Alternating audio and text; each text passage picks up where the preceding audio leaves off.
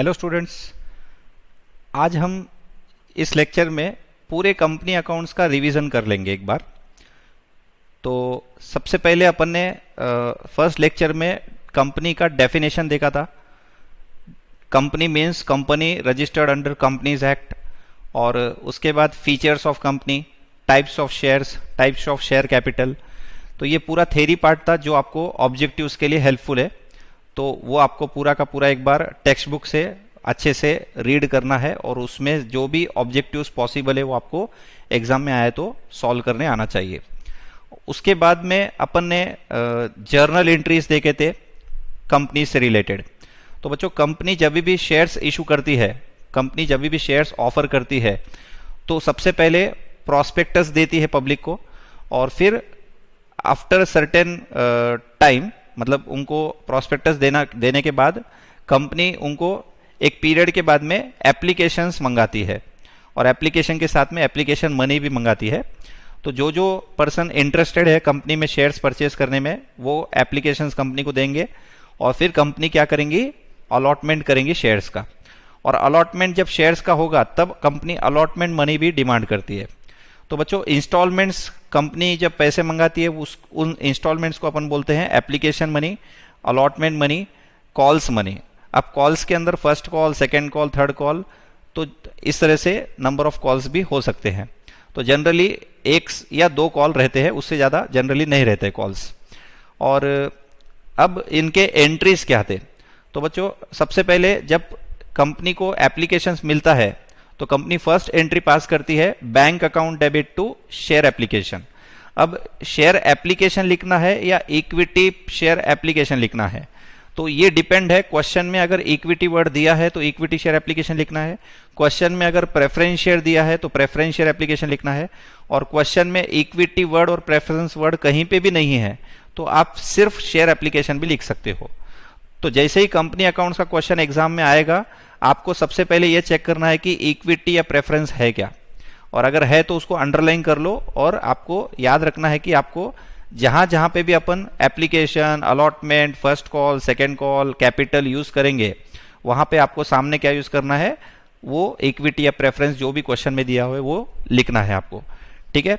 तो सबसे पहले एप्लीकेशन अगर मिला तो एंट्री क्या बोला मैंने, bank account debit to share application, bank account debit to share application. ठीक है। और नरेशन भी बहुत सिंपल है, being application money received, share application money received. अब यहां पे तीन पॉसिबिलिटी है। एक बार एप्लीकेशन आ गए तो या तो एप्लीकेशन जितने अपन पब्लिक से एक्सपेक्ट कर रहे थे उतने के उतने एप्लीकेशन आ जाएंगे, that is known as full subscription. Second option है कि जितने अपन पब्लिक को शेयर्स ऑफर किए थे उससे कम एप्लीकेशन आना, जिसको बोला जाता है अंडर सब्सक्रिप्शन। और थर्ड ऑप्शन है कि आपने एप्लीकेशंस ऑफर किया था 10,000 और आपको एप्लीकेशंस मिल गए 20,000, it is known as over subscription. ठीक है। तो सब्सक्रिप्शन कितने टाइप के, तीन टाइप के, full subscription, under subscription, over subscription. Full subscription ये थ्योरेटिकल पॉसिबिलिटी है, प्रैक्टिकली फुल सब्सक्रिप्शन नहीं होता है। प्रैक्टिकली तो या तो अंडर या तो ओवर सब्सक्रिप्शन।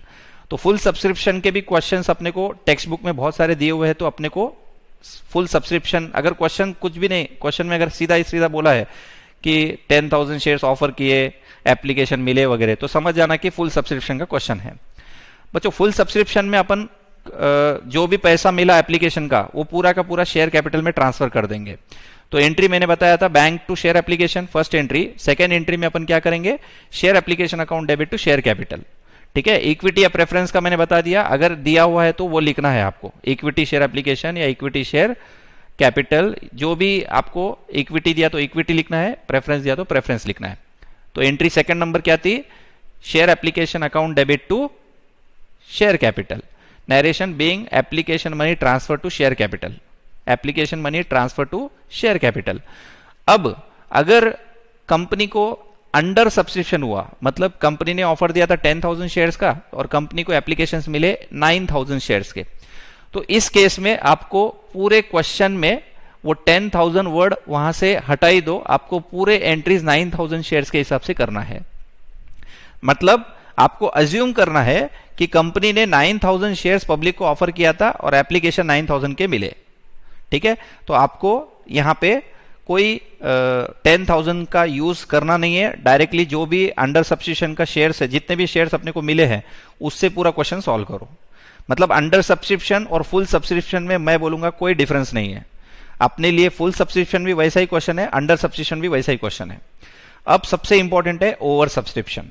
बच्चों ओवर सब्सक्रिप्शन में एक तो पॉसिबिलिटी है कि आपके जितने भी एप्लीकेशंस एक्स्ट्रा मिले हैं कंपनी को, ये पूरे के पूरे रिजेक्ट करके मनी रिफंड कर देंगे, ये एक पॉसिबिलिटी है। या तो फिर दूसरा पॉसिबिलिटी ये है कि किसी को भी रिजेक्ट नहीं करेंगे, सबके सब एप्लीकेशन एक्सेप्ट कर लेंगे और जो एक्सेस एप्लीकेशन मनी अपने पास आया हुआ है उसको अपन अलॉटमेंट में एडजस्ट करेंगे।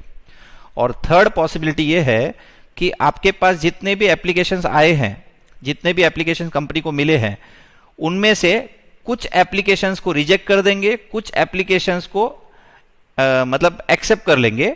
और एक्सेप्ट की वाले जो एप्लीकेशंस है वो ऑफर की वाले शेयर से भी ज्यादा है। मतलब अभी एग्जांपल 10,000 शेयर्स कंपनी ने ऑफर किया था पब्लिक को, एप्लीकेशंस मिल गए 20,000 शेयर्स के, 20 में से 5,000 शेयर्स को कंपनी ने रिजेक्ट कर दिया एप्लीकेशन को और मनी रिफंड कर दिया। इसका मतलब कंपनी के पास अब एप्लीकेशन कितना बचा हुआ है मनी, 15,000 शेयर्स का, बट कंपनी ने ऑफर कितना किया था, 10,000 शेयर्स। तो कंपनी 15,000 शेयर्स नहीं इशू कर सकती, यहां पे 10,000 शेयर्स ही इशू करने पड़ेंगे। और वो जो 5,000 शेयर्स का एप्लीकेशन मनी आया हुआ है उसको अपने को कहां लेना पड़ेगा, अलॉटमेंट में एडजस्ट करना पड़ेगा। अब एंट्रीज क्या होते हैं ये देखेंगे अपन।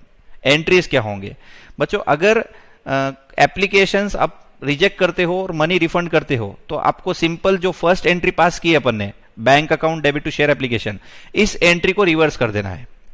इसकी रिवर्स एंट्री होंगी share application account debit to bank. ये किसकी एंट्री है, रिजेक्शन की। और अगर आपको रिजेक्शन नहीं करना है, आपके जितने भी एप्लीकेशन आए वाले उसको आपको प्रो रेट अलॉटमेंट करना है, तो बच्चों एंट्री होंगी share application account debit to share capital और to share allotment. Share allotment में वो अमाउंट लिख दो आप जितना आपका एक्सेस एप्लीकेशन का पैसा आया हुआ है, वो अमाउंट अलॉटमेंट में चला जाएगा। ठीक है, तो इस तरह से आपको ये एंट्रीज पास करना है। तो बच्चों अब हम देखेंगे अलॉटमेंट के एंट्रीज।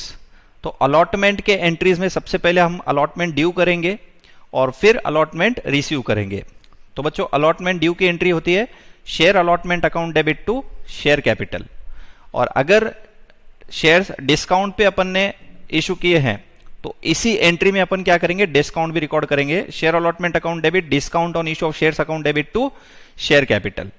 ठीक है, और अगर शेयर्स अपन ने प्रीमियम पे इशू किए हैं और प्रीमियम मनी अलॉटमेंट में इंक्लूड है तो एंट्री क्या होगी, share allotment account debit to share capital to securities premium.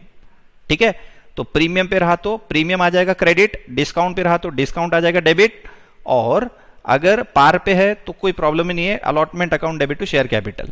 और एंट्री का नरेशन बहुत सिंपल है, being allotment money due, premium के साथ है तो being allotment money due along with premium. ठीक है, तो ये था अलॉटमेंट ड्यू का। अब अलॉटमेंट रिसीव। अलॉटमेंट रिसीव की एंट्री होंगी bank account debit to share allotment.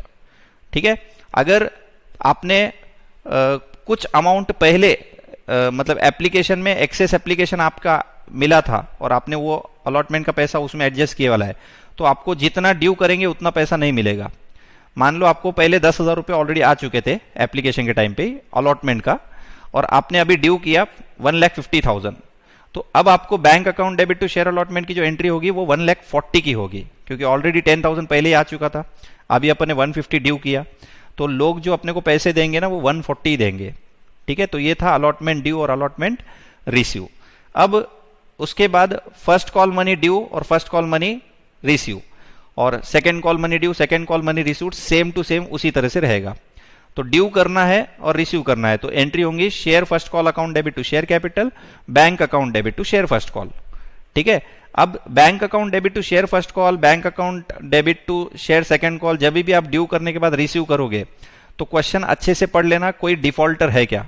अगर कोई डिफॉल्टर है तो आपको बैंक अकाउंट डेबिट करते वक्त उतने शेयर्स का पैसा रिड्यूस करना है ड्यू में से।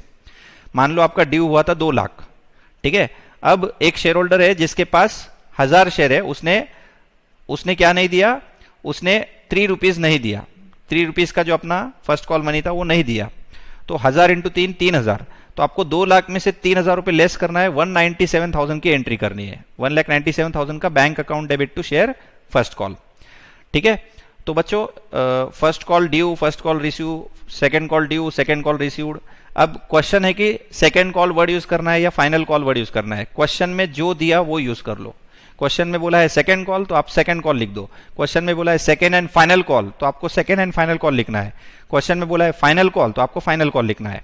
तो जो क्वेश्चन में देगा वो वर्डिंग आपको यूज करनी है आपके एंट्री में। ठीक है, तो बच्चों अलॉटमेंट, फर्स्ट कॉल और सेकंड कॉल जो है ना वो एंट्रीज में सिर्फ नाम चेंज होते हैं, बाकी एंट्री सिमिलर एंट्रीज है और इसके नरेशन भी सिमिलर ही है। ठीक है, उसके बाद अपन ने सबसे इंपॉर्टेंट पॉइंट देखा था वो है forfeiture of shares. Forfeiture of shares सबसे इंपॉर्टेंट था। तो फॉरफीचर ऑफ शेयर्स में बच्चों अब अपन ओरिजिनली शेयर्स पार पे दिए थे, डिस्काउंट पे दिए थे या प्रीमियम पे दिए थे, उसके ऊपर डिपेंड है। फॉरफीचर करते वक्त आपको पहले ये देखना है कि ओरिजिनली शेयर्स किस पे दिए थे अपन ने, एट पार दिए थे, एट प्रीमियम दिए थे, एट डिस्काउंट दिए थे।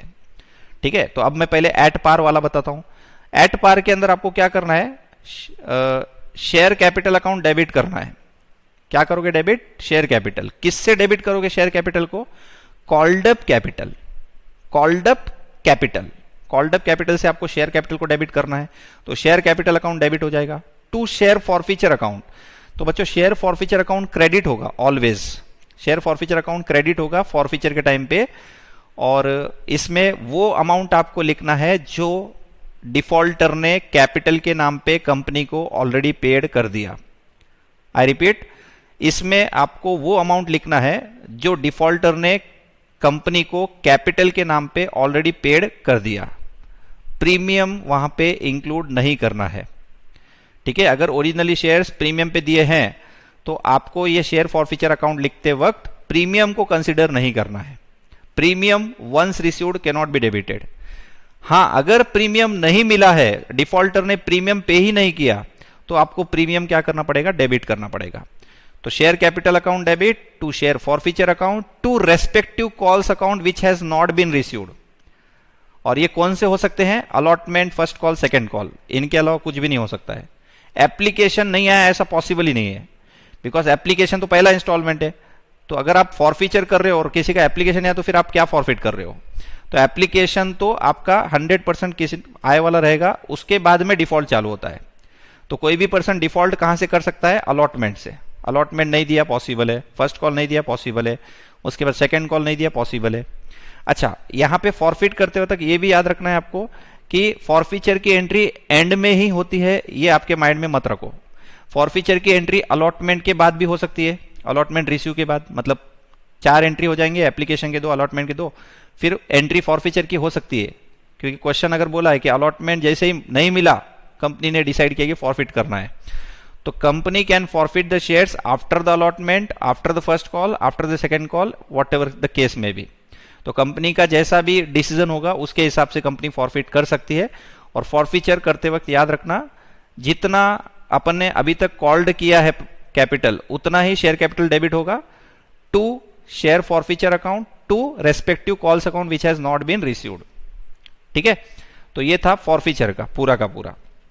बच्चों इसमें अगर ओरिजिनली शेयर डिस्काउंट पे दिए हैं, ओरिजिनली शेयर्स अगर डिस्काउंट पे दिए हैं, तो फॉरफीचर के टाइम पे याद रखो डिस्काउंट को अपने को कैंसिल करना है।